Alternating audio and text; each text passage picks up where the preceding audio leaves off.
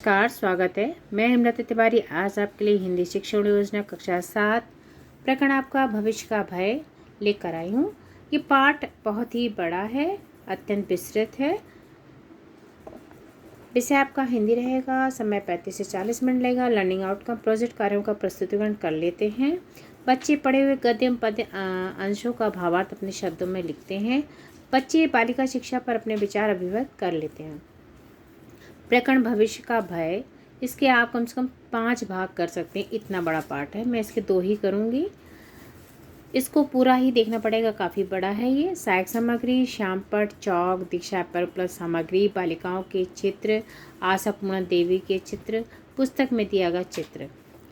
तो ये बहुत ज़रूरी है। बालिकाओं के ऐसे चित्र हों जिसमें वो पढ़ रही हों, कुछ काम कर रही हों, और इस तरह से हम उसमें रखेंगे। शिक्षण की शुरुआत में बहुत ही ऐसे प्रश्न लिए हैं जो कि बच्चों को दिमाग पर स्ट्राइक करें, उनको सोचने में मजबूर करें। अंतर्राष्ट्रीय बालिका दिवस कब मनाया जाता है? घर में बालिकाओं से कार्य पर बल दिया जाता है, किंतु पढ़ाई पर क्यों नहीं? किशोरी से घर घर में कार्य लड़कों की अपेक्षा ज़्यादा क्यों कराया जाता है? खाने पीने में किशोरियों के साथ भेदभाव क्यों किया था? ये सारे प्रश्न हैं। बच्चे बहुत कुछ इसमें बता पाएंगे क्योंकि वो गांव से रिलेटेड है, ग्रामीण अंचल से रिलेटेड हैं, उनसे जुड़े हुए हैं। वो जानते हैं कि लड़कियों के साथ में कैसा व्यवहार किया जाता है, जबकि अब तो बहुत कम हो गया है। तो इस पर बच्चे अपने विचार अभिव्यक्त कर लेंगे बड़े आसानी से। मैंने इसमें थोड़ा पूरा लिखने वाली थी, पर चलिए मैं 2 भाग करूँगी इसका, नहीं तो एक में ही करके समेटने के चक्कर में थी मैं। प्रस्तुत कहानी में साधन संपन्न परिवार की एक छोटी लड़की के माध्यम से निर्धन एवं असहाय बच्चों के प्रति संवेदना जागृत करने की चेष्टा की गई है। उपरोक्त गद्य को शिक्षिका हाव भाव के साथ पढ़ेगी और कतिपय छात्रों द्वारा पढ़ने को कहेगी। काफ़ी समय लगेगा, इसलिए टाइम बढ़ा भी सकते हैं, कम से कम 1 घंटा लग जाएगा। दीक्षा पर प्लस सामग्री को मोबाइल द्वारा दिखाएगी। प्रस्तुत पाठ को भविष्य का भय की लेखिका आशापूर्ण देवी जी, पद्मश्री और ज्ञानपीठ पुरस्कार से सम्मानित। आशापूर्ण देवी जी का जन्म कोलकाता में 8 जनवरी सन 1909 ईस्वी को हुआ था। अग्नि परीक्षा, स्वर्णलता प्रमुख कृतियाँ हैं इनकी। गद्य में जो कठिन शब्द आए वो इस प्रकार हैं: सिरफिरी, अपमान, आहत, यूनिफॉर्म, तीर की भांति, डेंजरस, हरकत, सिर पर भूत सवार होना, क्षमता, उद्धार। तो ये कुछ ऐसे शब्द हैं, इनका अर्थ भी नासमझ अनादर में लिखे हुए हैं। अपमान का अनादर, आहत घायल दुखी, यूनिफॉर्म गणवेश, अतिशीघ्री तीर की भांति, खतरनाक हिलना, हरकत मतलब हिलना डुलना, सिर पर भूत सवार बहुत क्रोधित होना, सामर्थ्य क्षमता होती है, उद्धार यानी विपत्ति दुर्दशा। ये इसके पश्चात पाठ का जो सारांश है, जितना गद्य हमने पढ़ा उसका लेंगे।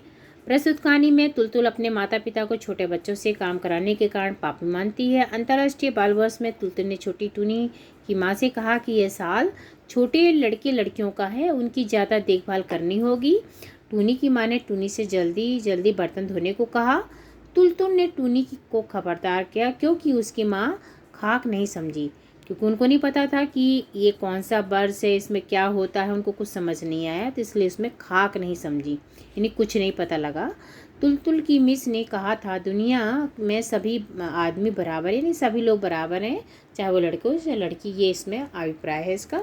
सभी छोटे बच्चों को प्यार पाने और देखभाल किए जाने का अधिकार है। तुलतुल नहीं समझ पा रही थी कि दुबली पतली टूनी ठंडे पानी से बर्तन धो रही है और तुलतुल ने उसके सामने ही गर्म पानी से मुंह धोकर आई और गरम गरम पूड़ियाँ बनाई हुई थी उसे खाई।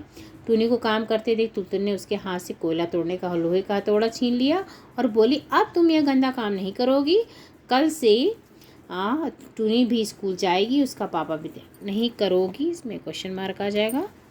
कल से टूनी भी स्कूल जाएगी, उसका पापा विद्यालय में दाखिला कराएंगे। अब वह भी मेरी तरह पढ़ेगी और दूसरा कोई काम नहीं करेगी। कभी कभी मेरे से भी गलती हो सकती, त्रुटि, तो आप जरूर अवश्य इंगित किया करिए मुझे।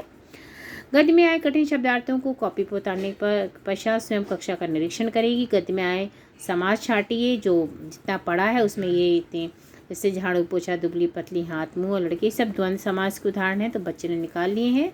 प्रदत्त गृह कार्य में मुहावरे हैं, इनका अर्थ और वाक्य करना है और आगामी शिक्षण में आगे का पाठ पढ़कर आएँ। धन्यवाद। यदि आपको अच्छा लगे तो लाइक सब्सक्राइब अवश्य करें, जुड़े रहिए।